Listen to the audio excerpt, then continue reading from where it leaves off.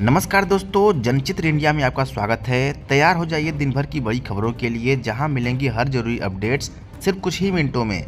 चलिए शुरू करते हैं आज की पहली बड़ी खबर से। भारत में 13 फरवरी 2026 को केंद्र सरकार ने किसानों की आय बढ़ाने के लिए नई कृषि आधुनिकीकरण योजना की घोषणा की है। इस पहल के तहत ड्रोन सब्सिडी, सस्ती खाद और डिजिटल मंडी प्लेटफॉर्म को बढ़ावा दिया जाएगा। सरकार का दावा है कि इससे ग्रामीण अर्थव्यवस्था को मजबूती मिलेगी। भारत सरकार ने महिला स्वयं सहायता समूहों को 5 लाख तक बिना गारंटी लोन देने की योजना बढ़ाई।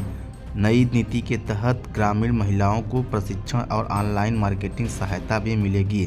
सरकार का कहना है कि इससे लाखों महिलाओं को रोजगार मिलेगा। स्टार्टअप इंडिया कार्यक्रम के तहत 2026 में नई फंडिंग विंडो शुरू की गई।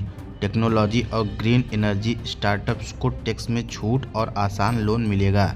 सरकार का उद्देश्य युवाओं को आत्मनिर्भर बनाना है। शिक्षा मंत्रालय ने डिजिटल क्लासरूम और स्किल आधारित पाठ्यक्रम लागू करने की घोषणा की। 2026 से कई राज्यों में वर्चुअल लैब और आर्टिफिशियल इंटेलिजेंस विषय अनिवार्य किए जाएंगे।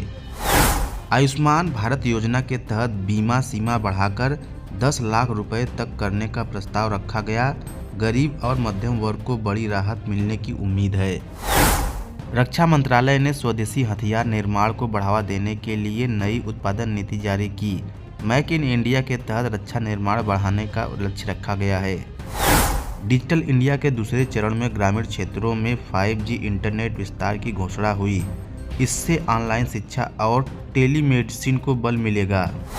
नवीन एवं नवीकरणीय ऊर्जा मंत्रालय ने सोलर रूफटॉप योजना में सब्सिडी बढ़ाने की घोषणा की। 2030 तक 50% बिजली नवीकरणीय स्रोतों से प्राप्त करने का लक्ष्य है। भारतीय रेलवे ने 100 नई वंदे भारत ट्रेनों की शुरुआत का ऐलान किया। यात्रियों को आधुनिक सुविधाएं और तेज सफर मिलेगा।